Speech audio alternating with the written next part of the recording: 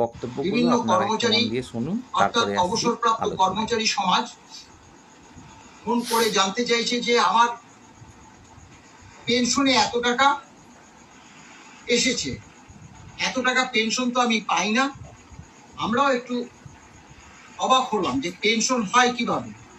কিছুদিন আগে পেনশন ঢুকেছে, আবারও পেনশনের মেসেজ ঢুকেছে, আবারও একটা পেনশনের মেসেজ এসছে। ব্যাপারটা একটু ধন্দে পড়ে গিয়েছিলাম। খবর নিয়ে যেটা জানতে পারলাম, আমি ছড়াচ্ছি না 100% তবুও নিশ্চিত বলবো না, অর্থ দপ্তর থেকেই খবর নিয়ে এসেছি যে সরকার অচানক অর্থাৎ হঠাৎ করে 1/4 থেকে 31/12/2015 পর্যন্ত ডিএ মামলার যে বকেয়া ডিএটা সেটা নাকি রিলিজ করে দিয়েছে। কাদের করেছে এখনো পর্যন্ত যেটা আমরা জানতে পেরেছি, যেভাবে এর আগে ডিএটা দিয়েছিল, যাদের যাদের দিয়েছিল, যে সকল পেনশনাররা পেয়েছিল, সেই সকল পেনশনার, এখানে পেনশনারদেরকে দিয়েছে, মানে 1/4/8 আগে যারা অবসর নিয়েছে তারা 1/4 থেকে 31/12/2015 পর্যন্ত তাদের এই বকেয়া ডিএ যে টাকাটা সেটাই ট্রেজারি মারফত ব্যাংকে ঢুকে গেছে, সেই ইনফরমেশনই আমরা পেলাম। এবার সবারই কি 1/4? না, সবারই যে 1/4 না। অর্থাৎ যারা আবার ধরুন 9 রিটার্ন করেছে, 9 পরবর্তী 15, 10-এ রিটার্ন করেছে, 10 পরবর্তী 15, 11-তে রিটার্ন করেছে, 11 পরবর্তী 15, এইভাবে কিন্তু ক্যালকুলেশন করে এই যে বকেয়া ডিএটা তাদেরকে পাঠিয়ে দিয়েছে, অর্থাৎ সকলই পেনশন হোল্ডার। এখন ব্যাপারটা হলো, এত তাড়াতাড়ি সরকার কেন এই জিনিসটা করলো, কিভাবে ক্যালকুলেশন করেছে, আমরা তা এখনো পর্যন্ত জানতে পারিনি। যদি এটা বকেয়া ডিএটা হয়, বকেয়া দিয়ে দিই, না হলে হঠাৎ করে দুবার করে তো পেনশন পাঠাবে না, হঠাৎ করে তো পেনশনারদের ব্যাংকে একটা লামসাম টাকা ঢুকবে না। তাহলে আমরা মনে করছি ওই 1/4 থেকে 31/12/15 পর্যন্ত যারা রিটার্ন করেছে 1/4 বা তার আগে বা 1/4 পরবর্তী 15 লাখ পর্যন্ত, সে সকল পেনশনারদেরই এই বকেয়া ডিএটা তারা ক্রেডিট করে দিয়েছে ব্যাংকে। এখন প্রশ্ন হলো, হ্যাঁ নিশ্চয়ই আপনারা সকলেই জানেন যে সোমবার দিন আমাদের সঙ্গে মাননীয় মুখ্যমন্ত্রীর যে মিটিংটা আছে, সেই মিটিং এ তো আমরা উত্থাপন করতামই। 2 দিন 4 দিন 6 দিন 7 দিন দেরি হতো। এতদিন যখন দেরি হয়েছে যে 1/4 পরবর্তী এখন আমরা সেই টাকাটা ডিএর বকেয়া টাকাটা পাচ্ছি, তাতে 7 দিন 10 দিন 15 দিন যদি দেরি হতো, সকল কর্মচারী সমাজই কিন্তু সেটা মেনে নিত। এখন আমরা বারবার বলেছি যে অনেকে এর মধ্যেই প্রশ্ন করেছে যে আমরা তো গ্যারান্টি নেই, পেলাম না। অনেকে প্রশ্ন করেছে তাহলে কি কলকাতায় যারা থাকে তারা কি পেয়েছে, আমরা এখনো সেটা জেনে উঠতে পারিনি। তাহলে আর কয়েকটা দিন দেরি হতো। হঠাৎ করে কোনো ইনফরমেশন নেই, যারা ডিএ মামলা করলো তাদের কোনো ইনফর্ম করলো না, হঠাৎ করে অর্থ দপ্তর এই টাকাটা রিলিজ করে দিল, এমনকি ট্রেজারি পর্যন্ত জানে না। আমি ট্রেজারি অফিসারকে জিজ্ঞাসা করেছি। যাই হোক, আপনারা বক্তব্যগুলো শুনলেন, জানলেন ডিএ সম্পর্কে কিছু নতুন ইনফরমেশান। তবে এখানে বিষয়টি হলো এরকম, সরকার পড়ে যাচ্ছে বিরাট সমস্যায়। কেন? দিয়ে দিলেও জ্বালা, না দিলেও জ্বালা। দেখুন, এতদিন যাবৎ, এত বছর যাবৎ আপনারা তো ডিএটা পাচ্ছিলেন না, যেটা আপনাদের ন্যায্য পাওনা, সেই পাওনাটা তো আপনারা বছরের পর বছর বঞ্চিত হচ্ছিলেন। এখন নতুন সরকার এসছে, তারা ভোটের আগের থেকে প্রতিশ্রুতি দিয়েছিল যে আমরা ন্যায্য দিয়ে দেওয়ার ব্যবস্থা করব। তো এই তো সবেমাত্র কদিন হলো সরকার গঠন হলো, এখনও পূর্ণ মন্ত্রিসভা পর্যন্ত গঠন হয়ে পারেনি। এর মধ্যে তারা এসে ডিএটা অলরেডি দেওয়া শুরু করে দিয়েছে ওনার মন্তব্য অনুসারে। তো তাতেও যন্ত্রণা। তার মানে এই যদি ডিএটা না দেয়া হয়, এর আগে যে ক্যাবিনেট বৈঠকে মুখ্যমন্ত্রী নিজে বলেছিলেন যে আমরা ক্যাবিনেট বৈঠকে ডিএ সম্পর্কেও আলোচনা করতে চলেছি।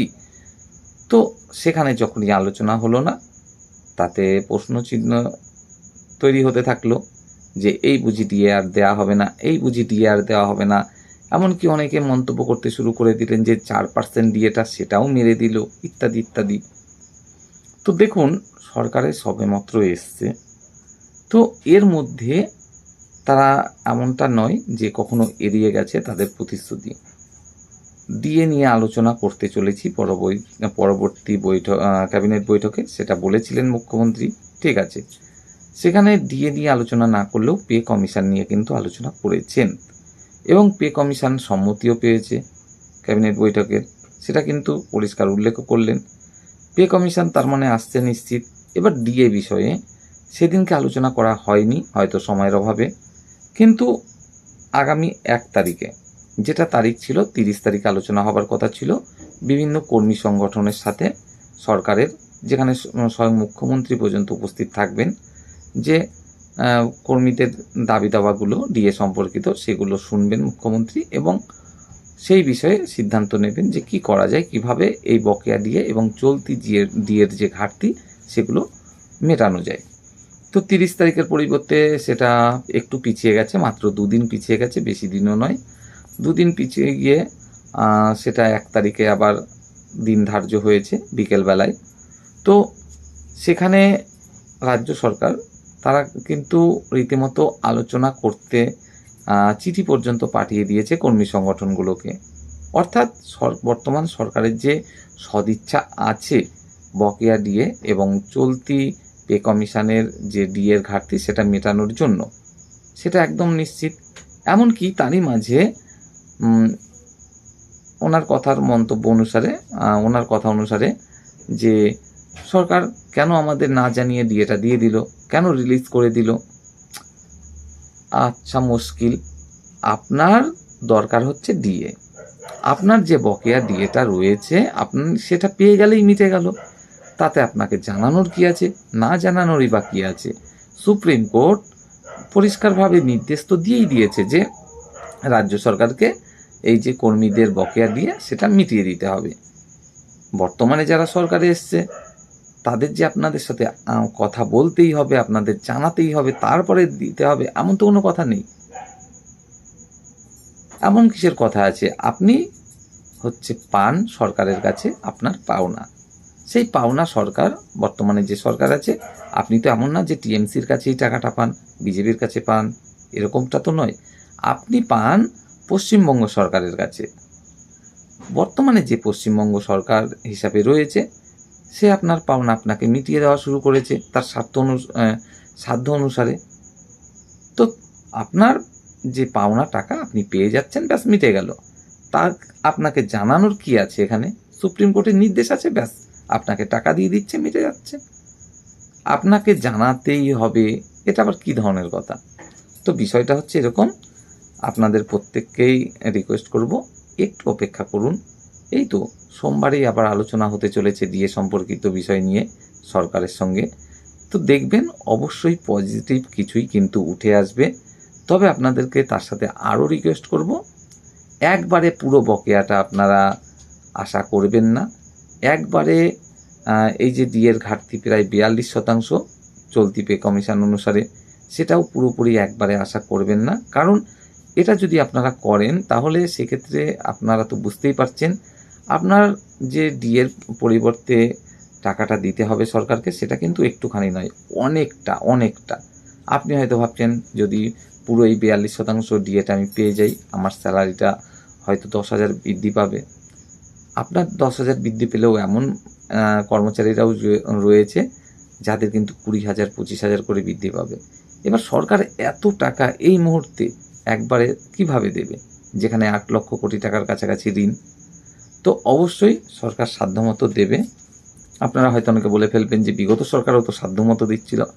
সাধ্যমতো দিলেও সেখানে দেখছিলাম ডিএর যেই ব্যবধানটা, ঘাটতিটা, সেটা দিন দিন কিন্তু বাড়ছিল।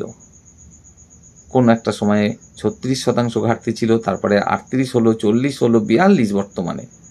তো এটা যেন না বাড়ে, বরং দিন দিন এটা যেন কমতে থাকে, সেই দিকটা আপনারা যদি পেয়ে যান তাহলেই তো অবশ্যই আপনারা নিশ্চিতভাবে বলতে পারবেন যে হ্যাঁ, সরকার ঠিকই কাজ করছে। তো আপনারা অবশ্যই একটু ধৈর্য ধরুন। বর্তমান সরকার তারা কিন্তু অবশ্যই কর্মীদের সঙ্গে আছে, সেটা শুধুমাত্র কর্মীদের সঙ্গে নয়, পুরো পশ্চিমবঙ্গের সঙ্গে আছে, সেটা তাদের কাজেই কিন্তু প্রকাশ পাচ্ছে। তো আপনারা হয়তো বা দেখলেন এই যে সোমবারে আলোচনা হচ্ছে, তারপরেই হয়তো দেখতে পারেন যে বকেয়া দিয়ে যেটা যতটা অন্তত এই মুহূর্তে দেওয়া প্রয়োজন বা সামর্থ্য অবশ্যই দিয়ে দেবে, বাকিটাও অল্প দিনের মধ্যে হয়তো দিয়ে দেবে। আর যে চলতি পে কমিশন অনুসারে ডিএর ঘাটতি 42%, দেখা গেল সেখান থেকে 10-12% দিয়ে দিল, তাহলেও তো ঘাটতি অনেকটা কমে গেল। তারপরে আবার কিছু মাস পরে আবার কেন্দ্র তার মধ্যে যতটা ডিএ ঘোষণা করলো তার থেকে ডবল বা 3 গুণ কিছু ডিএ ঘোষণা করে দিল, তাহলে তো আরও ঘাটতি কমে গেল। এটা তো হতেই পারে না। একটু অপেক্ষা করুন, সব ভালো হবে।